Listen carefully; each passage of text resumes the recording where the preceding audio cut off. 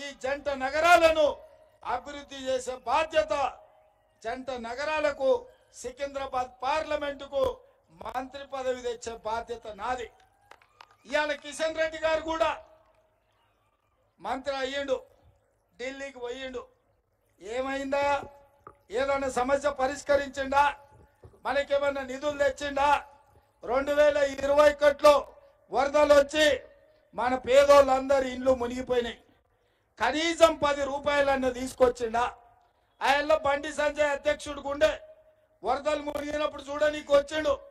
బండి పోయినోళ్లకు బండి ఇప్పిస్తా, గుండు పోయినోళ్లకు గుండు ఇప్పిస్తా, లారీ పోయినోళ్లకు లారీ ఇప్పిస్తా అన్నాడు. గుండు అరగుండు మనకేమన్నా ఇచ్చిండా? అనే ఏమన్నా తెచ్చిండా? వాళ్ళ మోడీ ప్రధానమంత్రికి ఉండే కదా, 5 రూపాయలు కూడా ఈ జంట నగరాలకు తేలే. అందుకే ఇవాళ ఈ జంట నగరాలు అభివృద్ధి జరగాలి అంటే కాంగ్రెస్ పార్టీ అధికారంలోకి రావాలి. కేంద్రంలో దానం నాగేందర్ కేంద్ర మంత్రి కావాలి.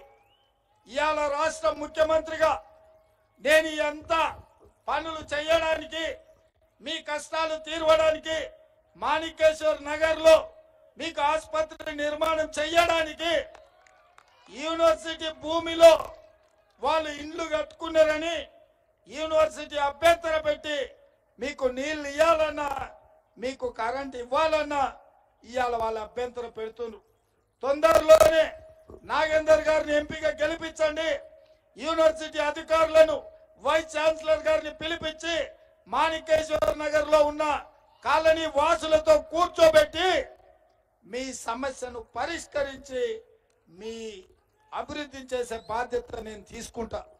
ఎన్నో ఏండ్ల నుంచి ఎంతో మందికి ఓటేసిండ్రు. ఈసారి నాగేందర్ మిత్రుడికి ఓటేయండి. మీ సమస్యను పరిష్కరించే బాధ్యత నాది. ఎందుకంటే బస్తీలో కష్టాలు తెలిసినోడు దానం నాగేందర్. మీ బస్తీలలో ఉండే సమస్యలు తెలుసు. ఇలా హిందువులను, ముస్లింలను, సిక్కులను సమానంగా సోదరులాగా మీ ఎంబడి తీసుకెళ్లే నైపుణ్యం ఉన్నోడు.